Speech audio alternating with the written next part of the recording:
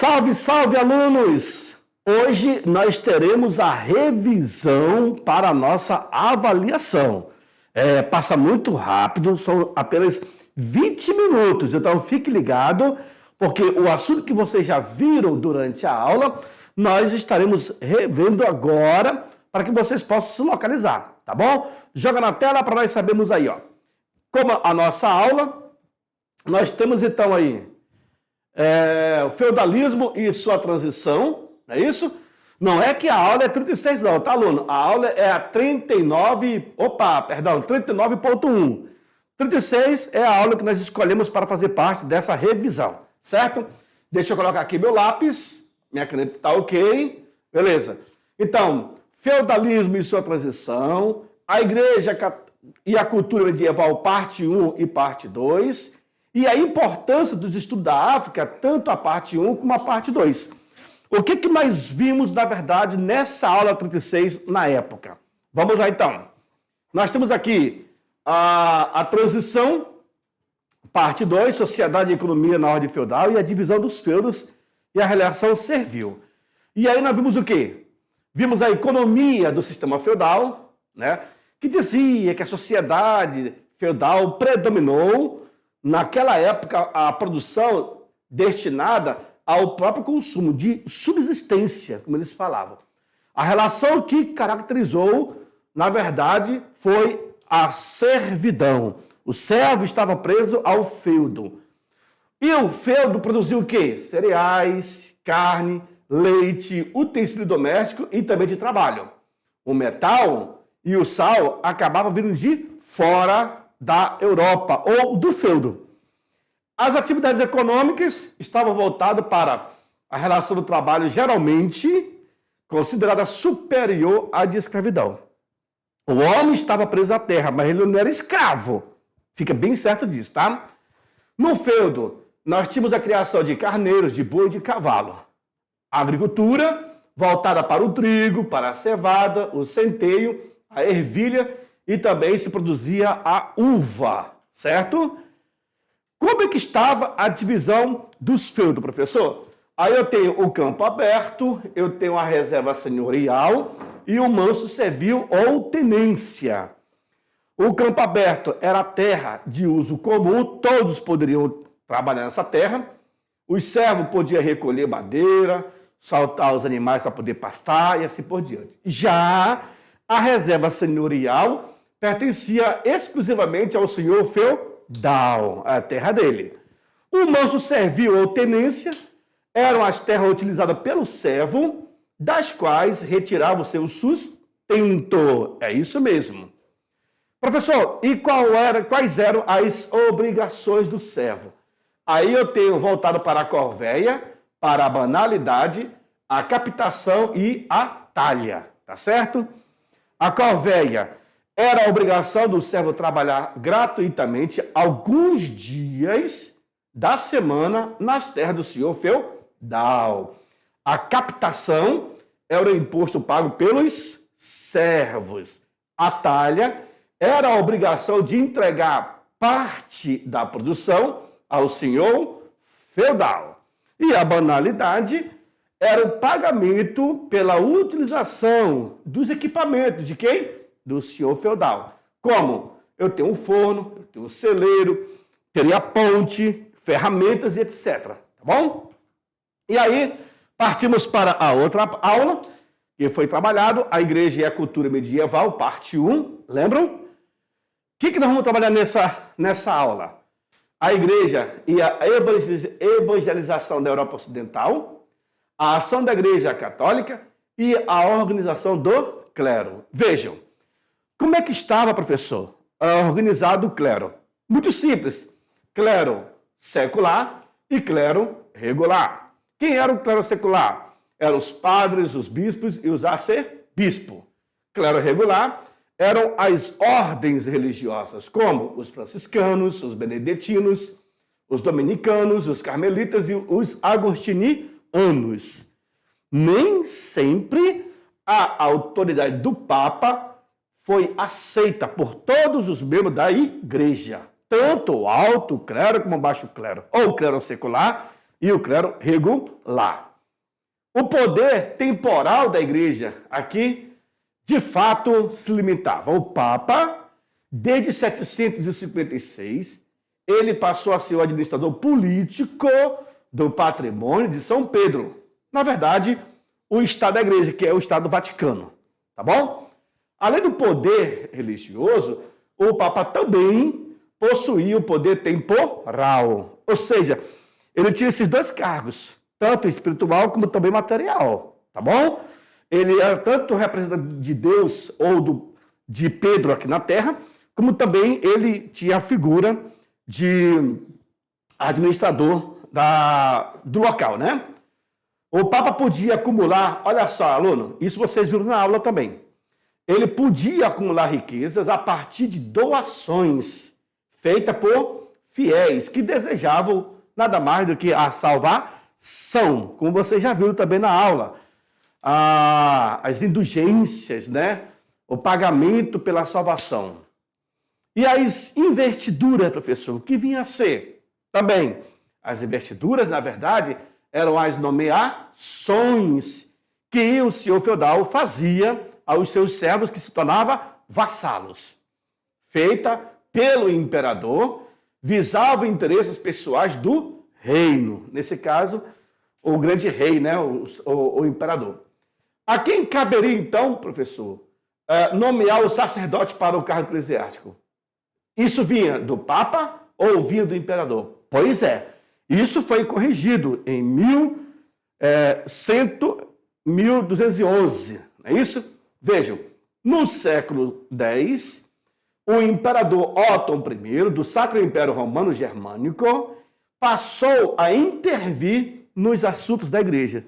Além dos assuntos do Estado, ele também passa a intervir no assunto religioso. As investiduras, na verdade, só vai aqui, não é 1700, é 1122, tá, aluno? Só corrigindo aqui, por favor. Cabe ao Papa a investidura espiritual. Cabe ao imperador a investidura temporal. E essa investidura, de fato, acontece em 1122. Olha lá. A Igreja e a Cultura Medieval, parte 2. A questão da Igreja Católica. A questão da investidura, de outra forma. O Tribunal da Inquisição e as Cruzadas. O que nós vimos? A ação da Igreja Católica.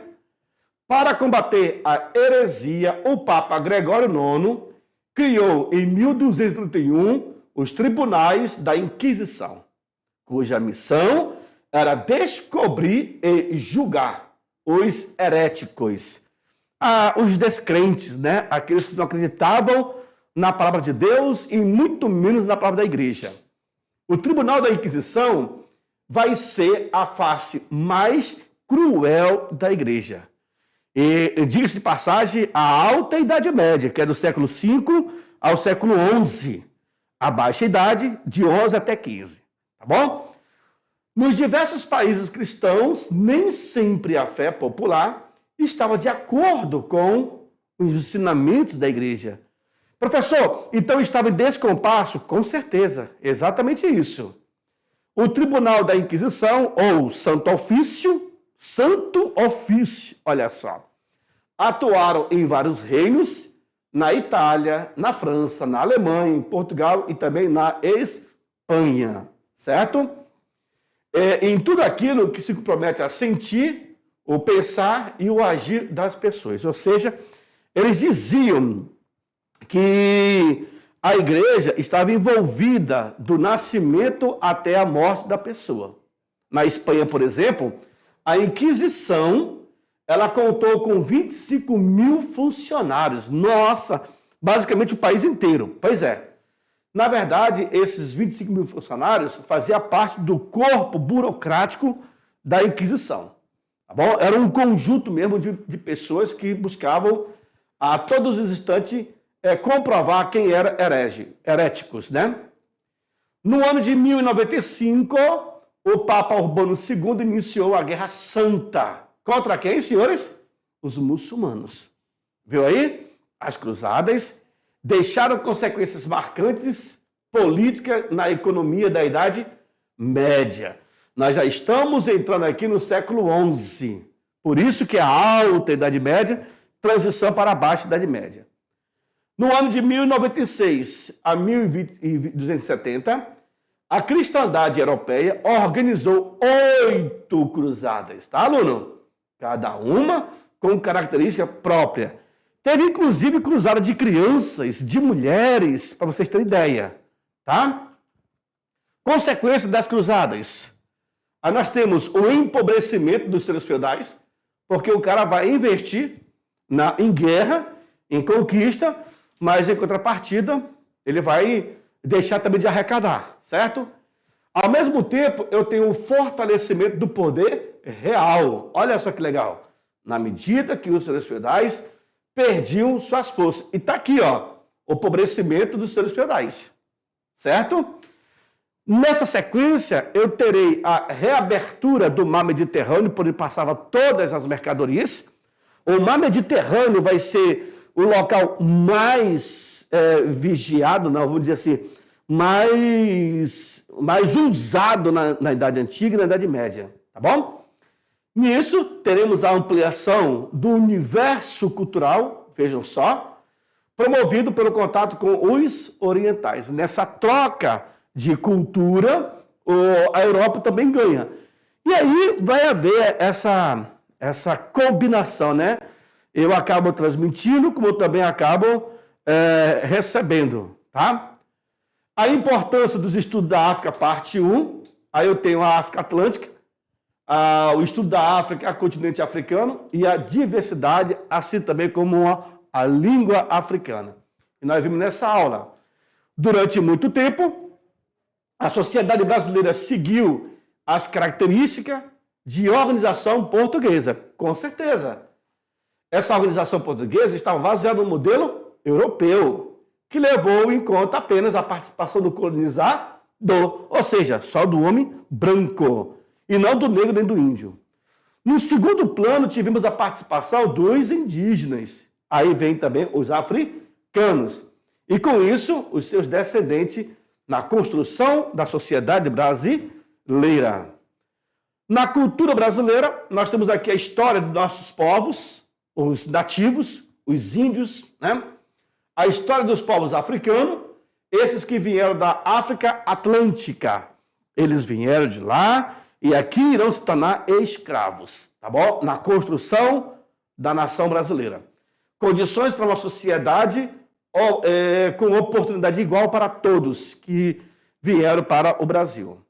Claro que o Brasil, com o passar do tempo, acabou tendo essa dívida para com os nossos negros, e aí foi criado no ano de 2012 as famosas cotas. E cota universitária é uma que a mais foi citada, né? Os sistemas de cotas de instituições de ensino superior era uma forma, aluno, para tentar corrigir esse problema que o Brasil teve no passado com os nossos negros, suscitando aí discussões, o que vai despertar interesse da sociedade sobre a formação da população brasileira. E com isso, a cota que veio à tona agora em 2012, vai fazer 10 anos, né? Basicamente, ela traz um novo divisor para a sociedade e tentando corrigir também, né? Na África, nós tivemos os principais grupos, como os Telens e os Dogons, que foram encontrados no local, certo? O termo África é de origem romana, como vocês já viram também na aula. O norte da África sofreu colonização dos árabes, já o nordeste e o leste vai sofrer a influência da Indonésia, especialmente da ilha de Madagascar, certo? E aí a importância do estudo da África 2, parte 2, Mediterrânea, a África subsaariana, a economia, a sociedade e a escravidão. Vejam, a África Mediterrânea, aí eu tenho aí, foi desenvolvido um intenso comércio carnavaneiro, né? Com um grande deserto também, e sofreu a influência de povos vindo de outros lugares, devido à expansão promovida pelos árabes, que após a unificação em torno do islamismo, acaba crescendo essa população, né? Na África subsaariana, senhores, permaneceu mais isolado do mundo mediterrâneo em função das barreiras naturais que representavam o deserto do Saara, tá certo? Entrou em contato com os povos de outros continentes e, diga-se de passagem, o povo português, no século XV. Mundo era homem ou indivíduo e banto significava povo ou homens, já o linguajar do povo africano da subsaariana, né? Que é uma África mais desértica. Veja na economia, os homens preparavam o solo e as mulheres plantavam e colhiam. Essa era a divisão social na África, tá? A parte central das aldeias eram destinadas à vida coletiva com funcionamento de feiras.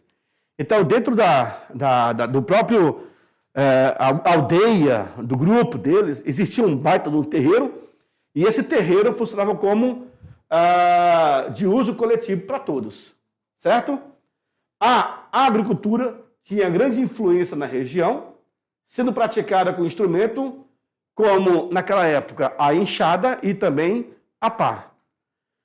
Na escravidão africana, os escravizados eram destinados aos mais variados fins para trabalhar na agricultura, na pecuária, também para sacrifício religioso, que vocês acabaram de ouvir. É isso mesmo, para sacrifício. Agora, um dado interessante, aluno. Estima-se que 11 milhões de africanos foram retirados de suas terras, no caso, a África Atlântica, e foram depositados na América. E aí temos a América do Norte, a América Central e a América do Sul. Então, tanto os Estados Unidos como a América Central e o Brasil e outros países fizeram uso da mão de obra desses negros. Na África Atlântica, era comum a escravidão doméstica, tá? Que estava estreitamente ligado à necessidade de mão de obra. Por isso que vai haver um conflito entre eles. Vem para mim. Por isso que em alguns livros você encontra as informações que havia disputa entre etnias na África e a etnia mais fraca ela era submetida ao trabalho forçado daquela etnia mais forte. E, às vezes, por ter bastante mão de obra, acabavam vendendo essa mão de obra para os europeus.